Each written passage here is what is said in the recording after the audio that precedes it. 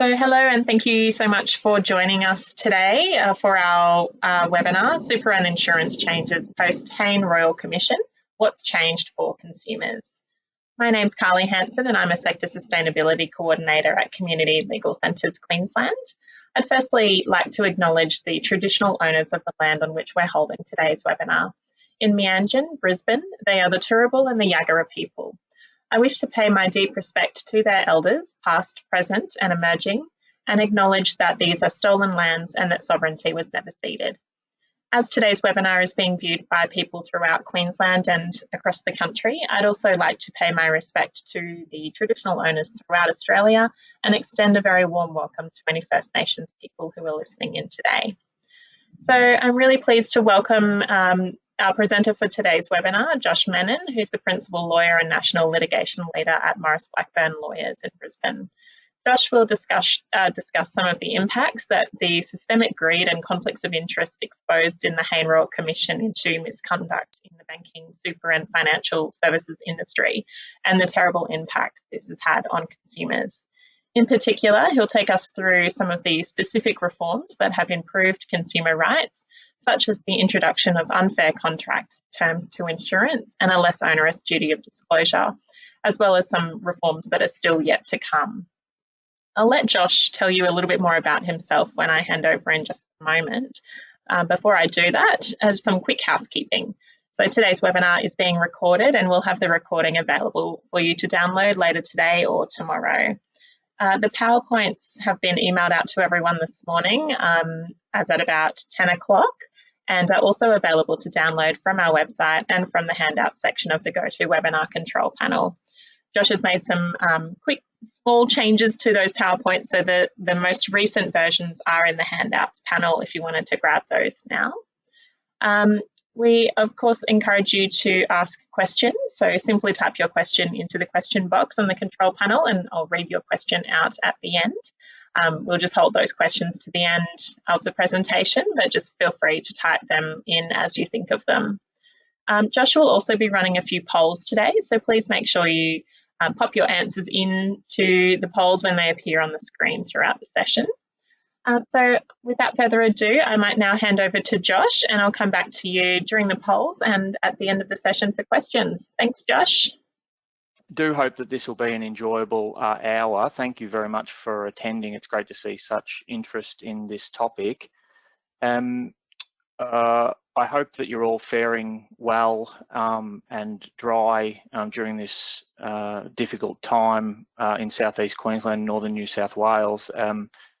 This discussion today will focus largely on life insurance within superannuation rather than general insurance, which is probably front of mind for people this week. But hopefully at the end we will have some time for questions and discussion, and so please do feel free to send through any queries that you have in relation to home and contents or other types of general insurance that may be highly relevant just at the minute. Let's kick off. What we're going to cover off today, well, firstly, we're just going to do a bit of a trip down memory lane and have a look at what led to the Royal Commission. And I am just going to turn off my camera for the sake of bandwidth. So you'll have the full PowerPoint screen now. We're then going to have a discussion about some of the crucial moments during the Royal Commission, which I've described as bombshell moments. They might not feel like bombshell moments now, 3 years after the hearings took place, or actually it's the 3rd anniversary last month of the delivery of the final report, so it's quite a bit longer than 3 years from when the hearings took place. But at the time, you'll recall that there was quite a lot of buzz around the proceedings as they were occurring, and some very significant impacts, systemic problems within the industry, and their impacts were uncovered, which leads us to the next point, which are the reforms which have occurred, because there were around 58, I think it was, recommendations that were made by Commissioner Hayne. The federal government then said that it would take action in respect to all of those recommendations, and so we will have a look at what reforms it has implemented since, some of the reforms that it hasn't, and the current state of the industry and what that means at present for consumers, particularly for members of superannuation funds and that are in sort of default funds, that is where they haven't set up their own self-managed super fund or made special arrangements, and particularly the quality and value of the insurance that they're being provided through those funds. The reason that this is an important emphasis in this discussion is because this is where 70% of Australians get their life and disability insurance, where otherwise they wouldn't have any or would be drastically underinsured. So it's a really important safety net for our society, in my opinion, and so it's really crucial that we get the levers right in terms of making sure that it's a sustainable product and it's delivering value for consumers. So how did we get here? So the Royal Commission was obviously the culmination of a number of scandals, not all of which are related to super and insurance, but super and insurance were key streams in the river that led us to the Royal Commission. From the insurers' perspective, they entered into, during the 2000s in particular, group life insurance policies with superannuation fund trustees. These are very lucrative policies because it enables the insurer to collect a premium from thousands of members of a particular fund, and they obviously have to do very careful actuarial calculations to make sure that they're pricing the risk correctly, so that at some future time they don't have a spike in claims which causes them to have unbudgeted payouts, which makes the project unviable. So what we saw was a lot of competition in the market in the 2000s, generous underwriting. The default amount of benefits went up significantly, particularly for death and total and permanent disability insurance. Lower claims experience than we saw later. And we had the banks playing deep in the wealth management sector as an adjacency to their traditional banking role. From 2014, we had the stronger super reforms, which made TPD insurance automatic for all default accounts, that is my super accounts. And then came the global financial crisis and unemployment spiked. And when that occurs, those people who are struggling at work are likely to be some of the first to lose their jobs and be thereafter unable to get a new job, and hence many of those people looked to their superannuation to make a total and permanent disability insurance claim, which led to a large spike in claims. That caused a problem for the industry, and that resulted in three significant behaviours. One is to dispute and delay claims, and that led to litigation.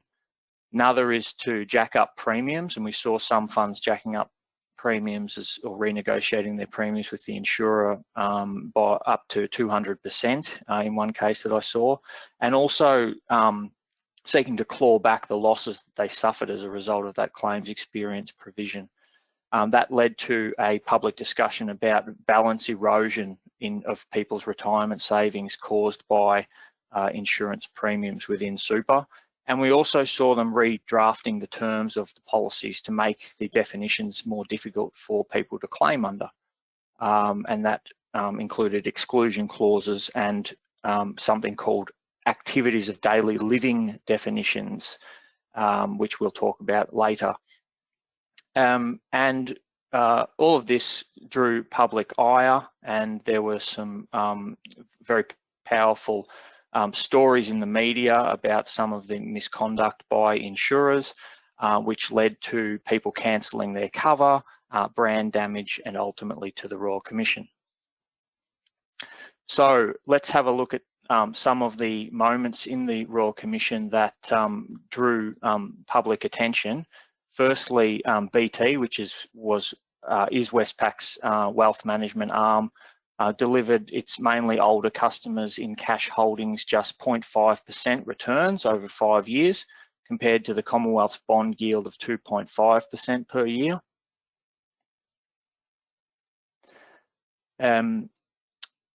Commonwealth Bank of Australia came under fire when it emerged. It had failed to move thousands of super accounts to the My Super product by the deadline that had been set in the regulations. This resulted in the CBA being able to charge more fees in the non-My Super product. CBA argued that it had merely made an honest mistake and had genuine misunderstandings in those 15,000 instances. A lot of members of superannuation funds who were in retail funds, that is non-industry super funds, saw what was going on and voted with their feet. And so this graphic shows that in that period from 2017 to June 2018, what actually happened is that the assets in industry funds overtook the amount of assets in retail funds, and that was during the height of the Royal Commission. In terms of life insurance, who could forget Rowena Orr, who took the Financial Services Council CEO to task for being unable to answer questions about its own life insurance code of practice. And we were told that a different staff member at the Financial Services Council was responsible for that.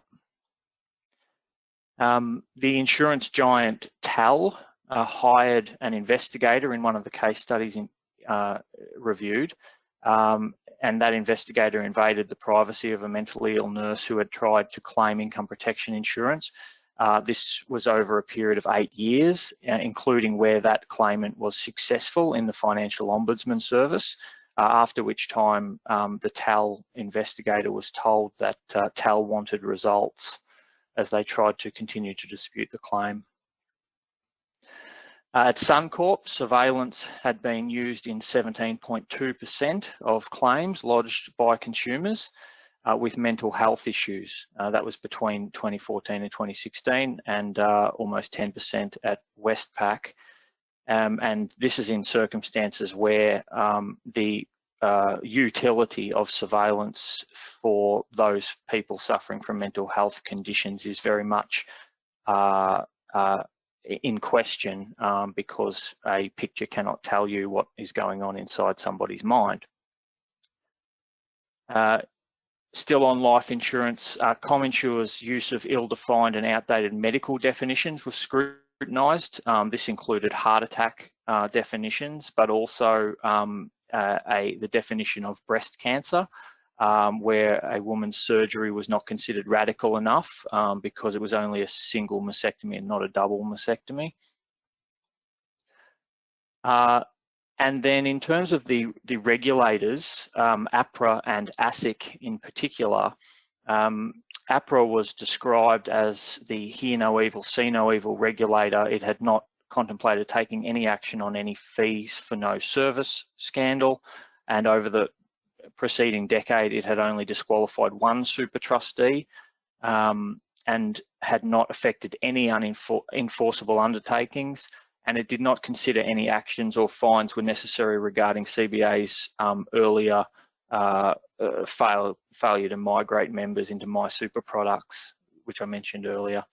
ASIC was also criticised for allowing financial institutions to review and curate its press releases, amongst other things.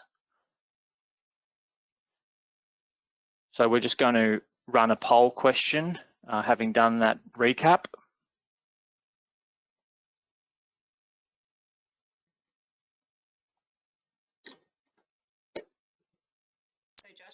I don't have this poll question. I think you might have added an additional question. Oh, right. Sorry. Is that not in there? Yeah. So we might need to maybe just use the chat function here. So if people can put your response 1, 2, 3, or 4, or strongly agree, disagree, or strongly disagree into the chat, I can read those questions or those responses out, and we'll see how we go.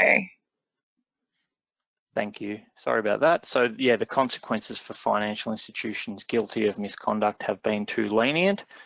Whether you strongly agree, disagree, or strongly disagree with that statement. And all the answers coming through are 1, strongly agree. We've got 1 or 2 people saying agree as well. So yeah. And heaps of those. Thanks, everyone. Oops.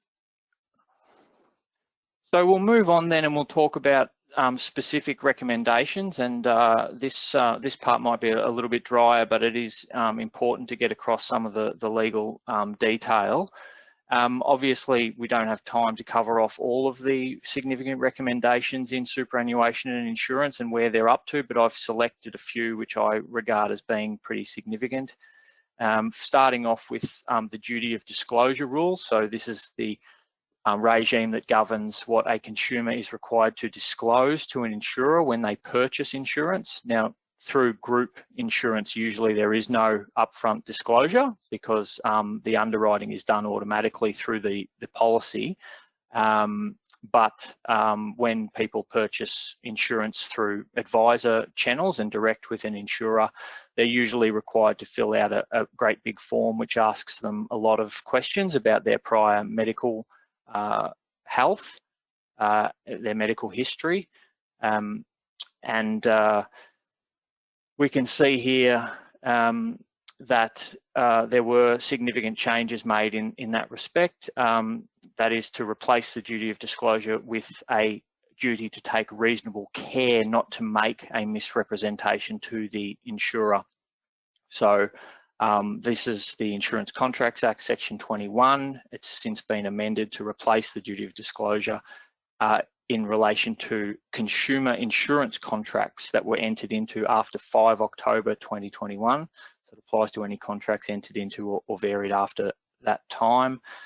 Before that, an insurer under a consumer insurance contract was under a duty of disclosure, that is a positive duty, which required them to disclose every matter that was known to them, which they knew or to be relevant to the decision of the insurer, whether to accept the risk or a reasonable person in the circumstances could be expected to know to be a matter so relevant. So it was a subjective and an objective requirement to positively disclose relevant information. The criticism there was that it's unreasonable to expect a regular consumer to know what information an insurer wants them to disclose, and therefore it should be up to the insurer to ask for that particular information by way of specific questioning.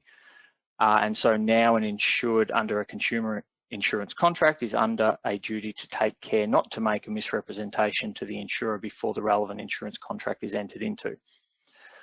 So who does it apply to? The duty applies to consumer insurance contracts, and those are, which are contracts of insurance obtained wholly or predominantly for the personal, domestic or household purposes of the insured. This could capture general and life insurance contracts. It also captures insurance contracts for new business. In practice, the new duty will not to make a misrepresentation will effectively shift the burden to the insurer to elicit any information which it desires in order to make an assessment as to whether to offer cover and how to price it. And as I mentioned previously, there was a positive onus on the consumer. What we may see, and I think we're already starting to see, is much larger sets of questions being asked by insurers during the underwriting application process, which in turn may increase cost and administrative time. Next, in terms of the way in which an insurer can go about avoiding an insurance policy where it considers that the consumer engaged in non-disclosure or misrepresentation, there have been some very significant changes. So we're talking about Section 29, subsection 3 of the Insurance Contracts Act has been amended now so that the insurer may only avoid a contract of life insurance on the basis of non-disclosure or misrepresentation if it can show that it would not have entered into a contract on any terms, so any life insurance contract This does not apply where the non-disclosure or misrepresentation was fraudulent. That's covered off by a different section, section 29.2. These amendments apply to contracts and variations entered into from 5 April 2021.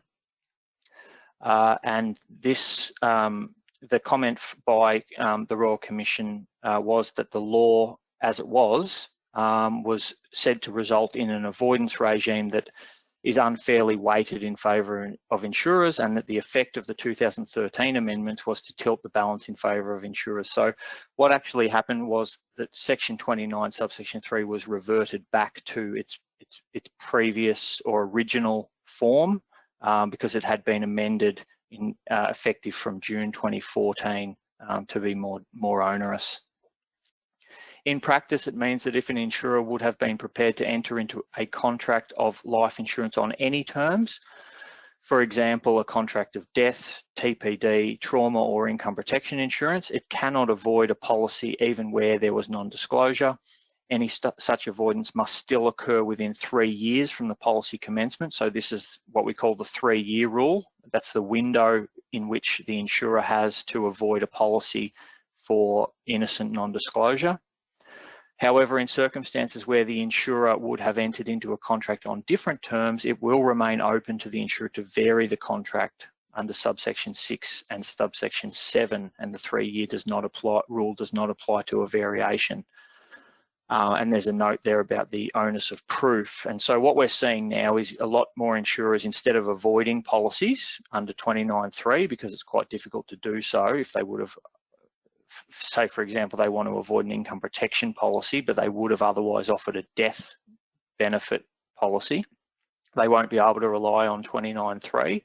So what they would do instead, we're seeing more and more of, is a variation of the contract, which is effectively the use of a scalpel rather than a sledgehammer, and that is intended to put them in the underwriting position they would have been in had they known the truth at the time. And so we're now getting into evidentiary disputes about, well, what would a reasonable underwriter have done had they known the truth about that, which requires the disclosure of underwriting manuals and other and expert evidence from independent underwriting experts. Moving on then to recommendation 4.7. The unfair contract terms in insurance contracts. This again applies to not only life insurance but general insurance, and is, I think, potentially a bit of a game changer. I think this is a terrific development for consumers. It means that where previously the unfair contracts regime in the ASIC Act didn't apply to the Insurance Contracts Act, it does now. This is separate to the Insurance Contracts Act's duty of utmost good faith. This is, follows on from reforms passed in early 2020, and so now unfair contract terms protections will apply to new insurance contracts that are entered into or renewed on or after 5 April 2021. What is a standard form contract?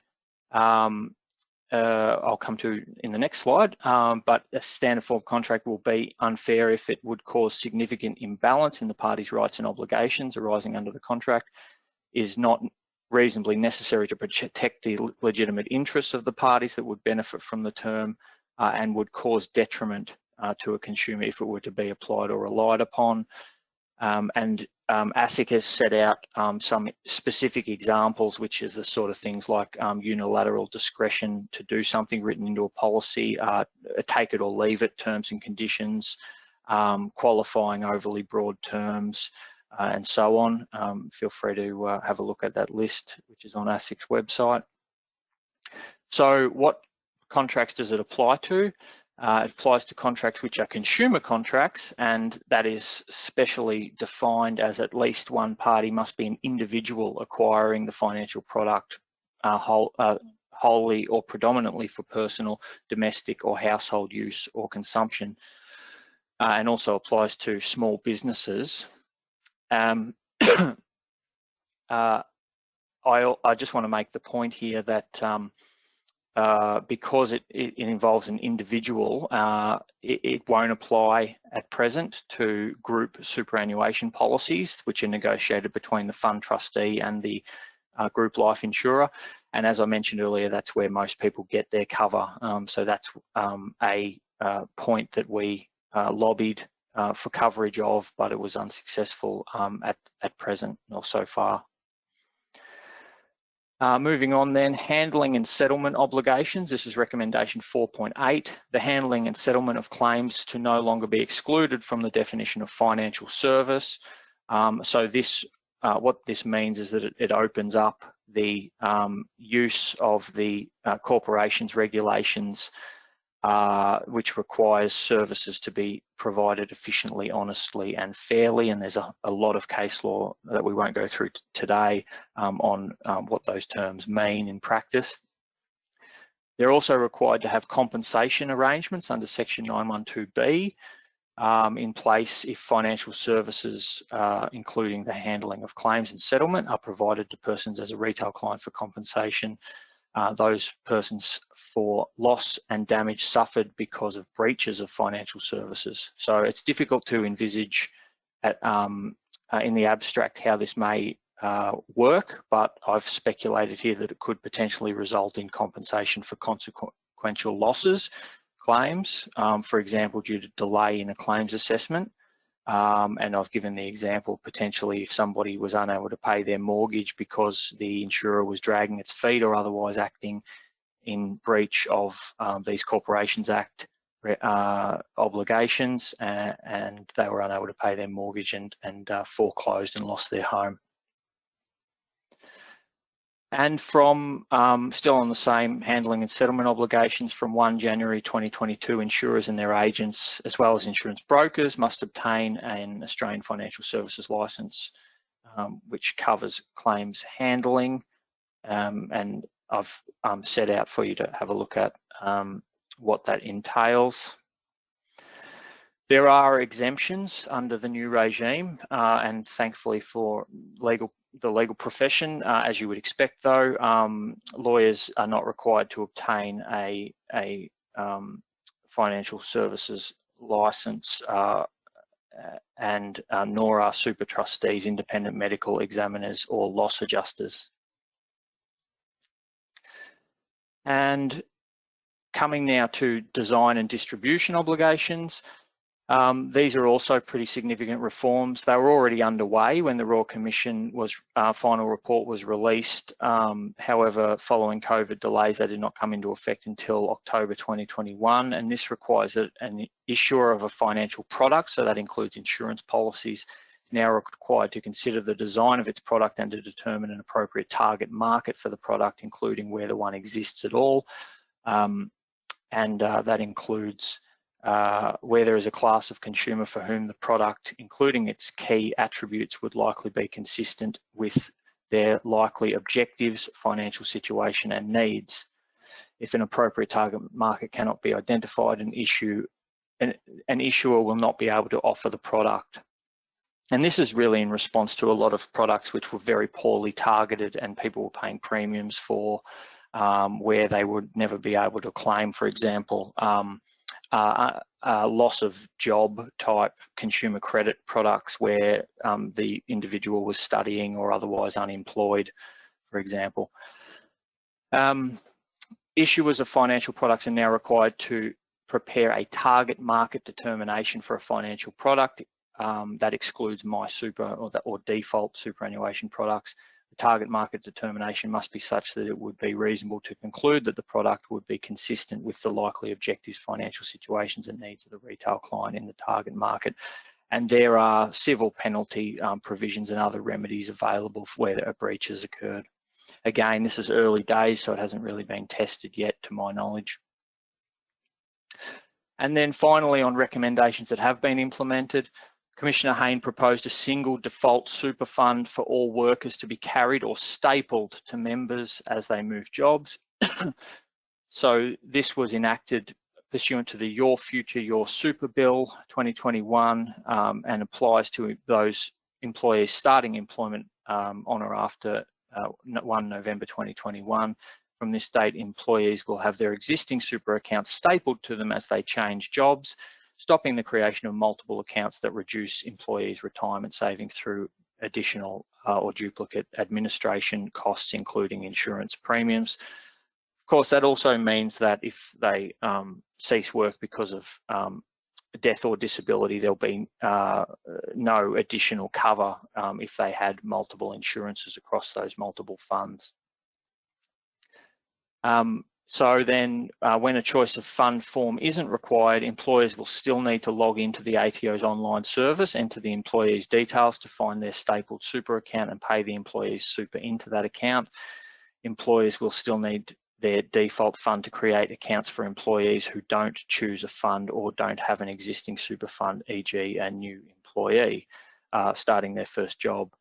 And Treasury has estimated that over the new stapling arrangements will save Australians around $2.8 billion over the next 10 years, as fewer people will be paying fees and insurance premiums to multiple super funds. Carly, do we have this poll question? Yes, we do. So this one's just been launched, so people, you can put your answers in now. So I'll just read out the question, Josh. So ordinary workers super fund members' interests are now better protected by financial institutions through law and cultural changes. Strongly agree, agree, disagree, or strongly disagree. So those responses are coming through now. I might give people another 15 seconds to pop their response in.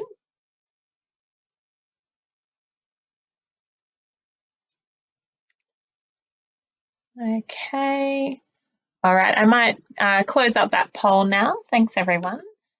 So Josh, I'll just read out the responses that came through. Yeah. So we had 86% of people agreeing, 7% strongly agreeing, and 7% disagreeing. Yeah. Interesting. Yeah, I thought it might have been the real cultural changes part that might make folks hesitate, but I think I probably do agree. I'm sitting at number 2. I think there has been some increased self-awareness within the financial services sector following on from the Royal Commission. Thank you all.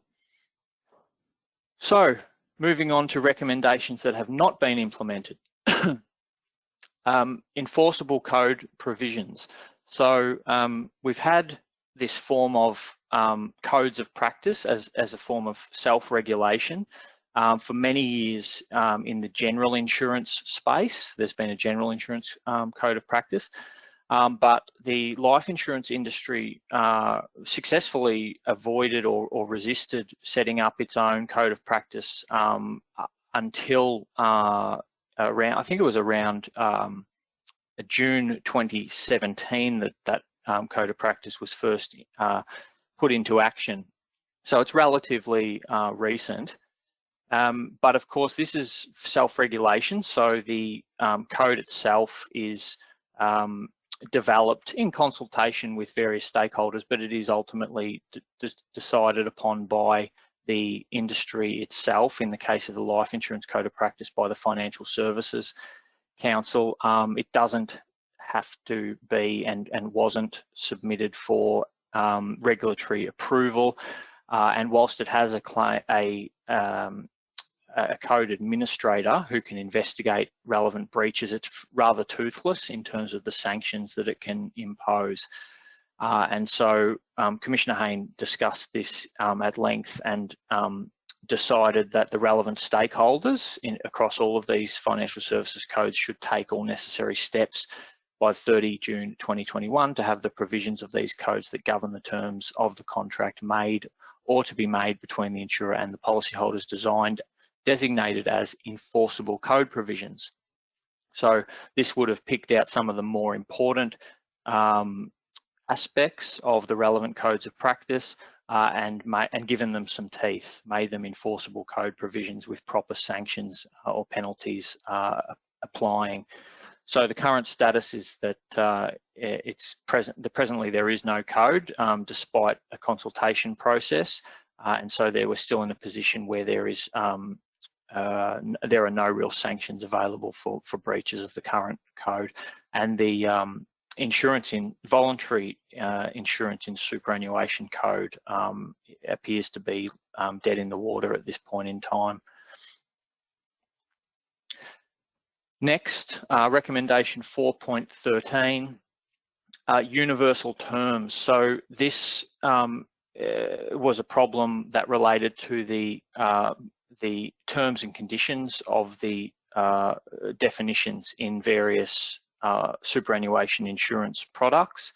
They varied significantly in across super funds, and this goes back to this issue about product design and a concern that people are paying premiums for products that they can never claim under due to eligibility issues, or are so difficult to claim under that they are getting very poor value. And so the recommendation was that Treasury, in consultation with the industry, should determine the practicability and likely pricing effects of legislating universal key definitions, so to standardise these definitions and terms and exclusions for default MySuperGroup life policies. And so Treasury did undertake a review in 2019, and we made submissions to that inquiry. And unfortunately, it's gone quiet since then. Parliament has not implemented any universal key definitions, terms or exclusions for these products. And this is just to give you an example of one such product which has been widely criticised by the regulator, ASIC and others. And this is I mentioned it earlier, the activities of daily living, total and permanent disability policy definition.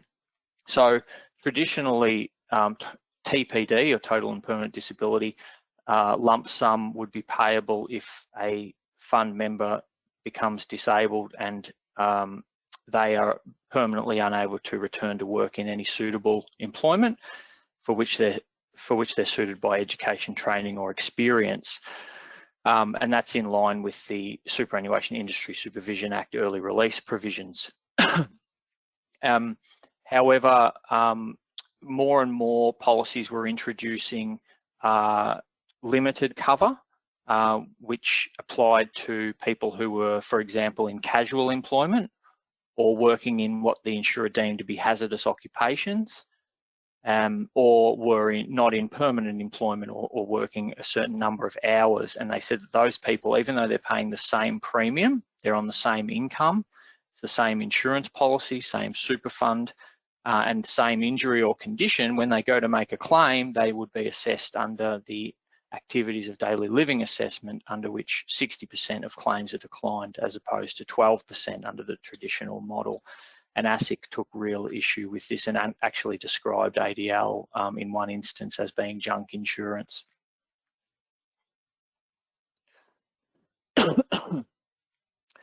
All right, moving on then. Royal Commission implications. I just wanted to give a little bit of a snapshot about the financial performance of the industry throughout the Royal Commission and subsequently, because nobody wants the financial services system to fail. Market failure is not good for anyone. Consumers rely upon these products in order to cover them in the event that they need them at some point. I'm talking in particular about insurance policies through super. But at the same time, we need to make sure that we have good quality and good value products being given to consumers. And so throughout the Royal Commission, with all of the scrutiny that was going on, we saw an increase in claims acceptances as we move towards greater transparency. And now we have ASIC Money Smart website publishing.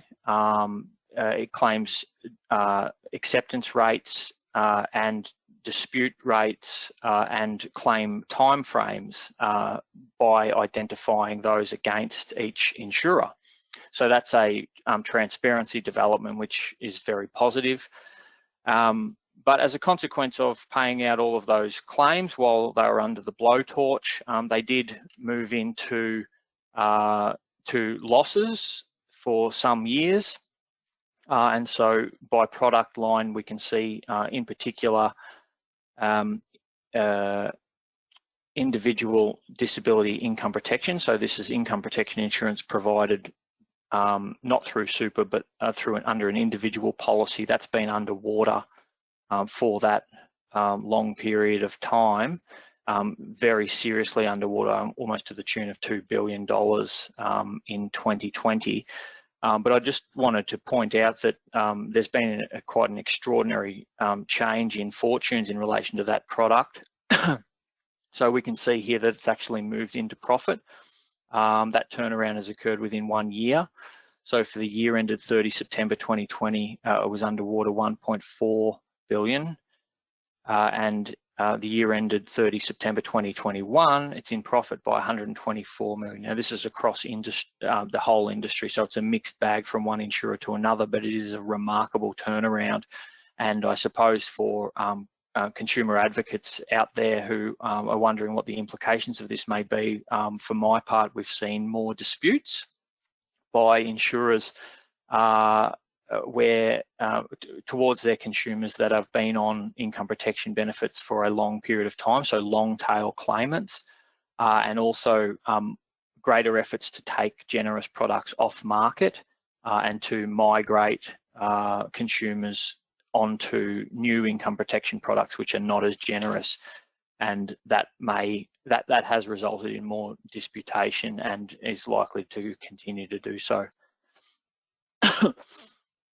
Just a bit of a value comparison, because we've been talking about channels of how insurance is provided, and the two key channels that I want to emphasize here are individual advised. So this is where somebody purchases an insurance policy through a financial advisor, as opposed to insurance provided automatically through group superannuation arrangements. And this is the claims paid ratio. So for every dollar paid in premium, where a bespoke policy which is sold by an advisor is claimed upon, 45 cents in the dollar is paid back to the consumer. Compare that with group super, where 85 cents is paid back to the consumer. This is TPD, but I've just highlighted that because it's counterintuitive in the sense that you would expect a policy which is bespoke, bespokely designed for an individual consumer and provided by a financial advisor would perform better and give more money back, but that's clearly not the case, at least for this period of time. So I thought that was an interesting point to note in relation to the overall value that members do get out of group superannuation insurance products. Staying on financial advisors, we've seen a mass exodus of advisors, or some people might suggest a bit of a clean out as new educational standards have come into play, but also as levies have bitten and the cost of doing business has risen, and part of that has been the tightening up or the regulation of commission incentives to sell particular products. But for the consumer, what does that mean? It means that the potential cost of financial advice is climbing potentially 74%. And so there's some sources there if you'd like to look more closely at that. It's quite interesting what's happening in the financial advice sector. Again, we don't want that market to fail because there's an important role for it to play, but we need to make sure that they're selling quality product and not their advice is not tainted by conflicts of interest. Next up, this is not a Royal Commission change, but it has been some very significant legislation introduced by the government over the last couple of years to try to stop account balance erosion. And so what, I won't go through this in detail, suffice to say that these laws have had the effect of carving out certain cohorts of superannuation members, for example, people who are under the age of 25, people with low account balances and people with inactive accounts, carving them out of the default insurance pool. so that they won't actually get cover until their circumstances change. And they can still opt in to get cover, but they may be subject to underwriting. So this has narrowed the pool of Australian workers who have default total and permanent disability and death cover in particular through their superannuation. And then finally, during COVID, we saw the government allow people to crack open their piggy bank and get access to $10,000 before 1 July 2020, and up to a further $10,000 from 1 July 2020 if they met certain criteria where their ability to earn income had been impacted by COVID, which it was for a lot of people. Tens of billions was withdrawn. I saw one estimate at $48 billion, so an enormous amount of money pulled out of the superannuation system, which people rely upon for their retirement savings, obviously.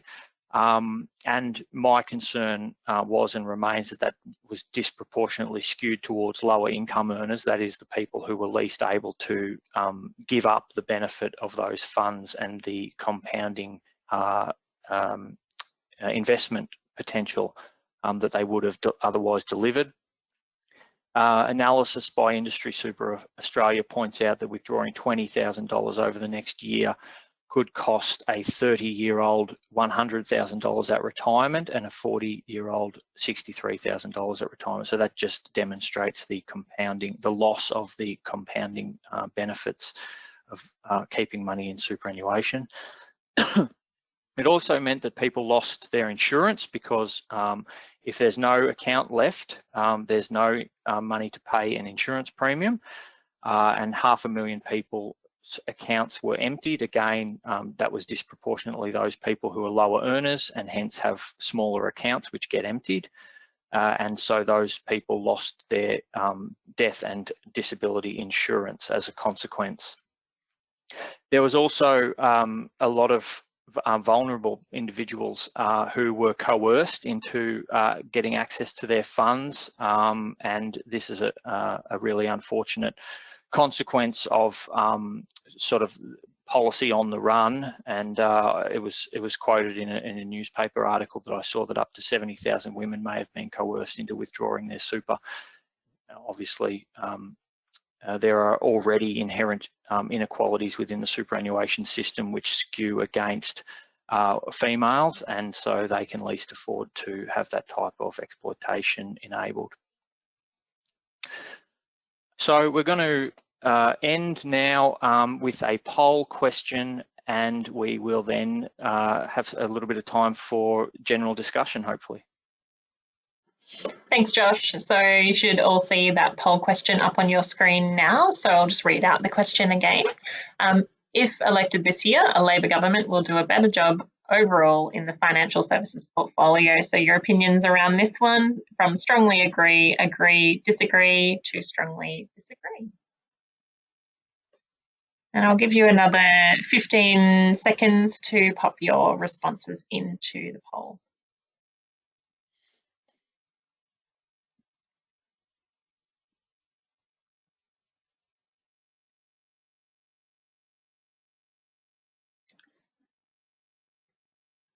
All right, I might close that poll up now. Some pretty divided responses there. So we've got 58% of people have agreed with that statement. 3% strongly agree, so that sort of takes it over to that 60, over the 60 mark. And then we've also got 33% of people disagreeing and 6% strongly disagreeing. That's interesting. Back to you, Josh.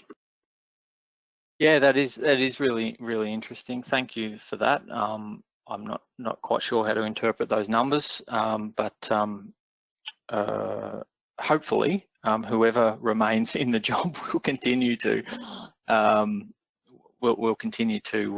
give life to Commissioner Hayne's important recommendations, and so I hope that that presentation or discussion was of interest to you, and shall we open now for any questions for discussion? Absolutely, and there have been a few that have come through during the session. So just a reminder that you can type your question into the question box and I'll read that one out for Josh to respond to. So I might go to the first question that came through, which was from Tess. And I think it looks like you might have responded to half of her question as she typed it. So let me hopefully I can phrase it in a way, Tess, that gets across the question that you wanted to ask. So do the amendments apply to policies entered into prior to the 5th of October 2021 that have since been renewed? So initially her question was around general insurance and it being renewed annually, and I think you might have dealt with that part of her question. Yeah, so just I guess general policies entered into prior to that date.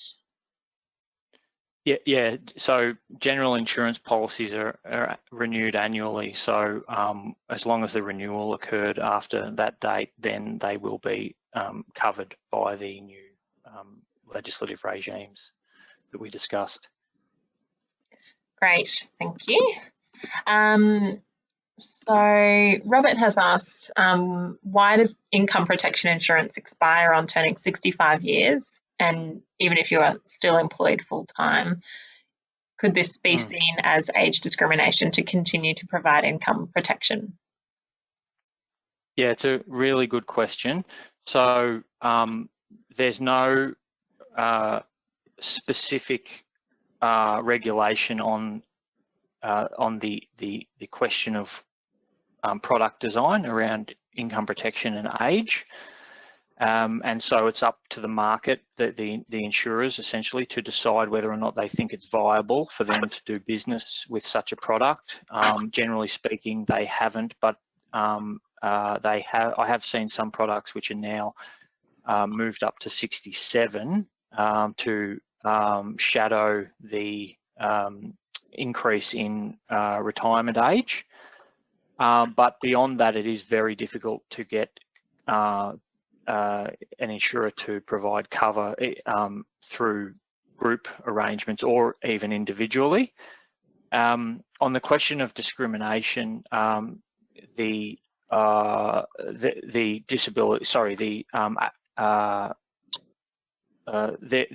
are potentially arguments under the Age Discrimination Act. I think it is. I might be wrong about the particular wording, but there is legislation that prevents the provider of goods and services to discriminate on the basis of age. But there are carve-outs to those requirements. So there are exceptions which say that a superannuation fund or an insurer can discriminate as long as it is reasonable to do so by reference to actuarial and statistical data which supports their position. So if you do feel that there is a case where somebody has been discriminated against on the basis of their age, you can bring an action, and that's typically done through a human rights commission, but you may be met with the defence that it is reasonable based on actuarial and statistical data, in which case you may want to ask for that data, and I'd be really interested to know if you ever receive it, because in the experience that I've had on this type of matter, not with age discrimination, but with disability discrimination, we almost never are able to be provided with such data. And PIAC, the Sydney consumer organisation, has done a lot of work on this issue in particular and released a very informative report on it, particularly around mental health discrimination in superannuation and insurance. That's really interesting. So we might see if we can find that PIAC report and share that with you as well when we send out the recording for this session. Another question's come through, which is quite interesting, from Darcia. And Josh, I'm not sure whether you would be able to talk to this point, but she's asked, or they've asked, are you aware yet of any arguments or ways where we can assist women who have been coerced to withdraw their super through the pandemic to have that balance reinstated into their super?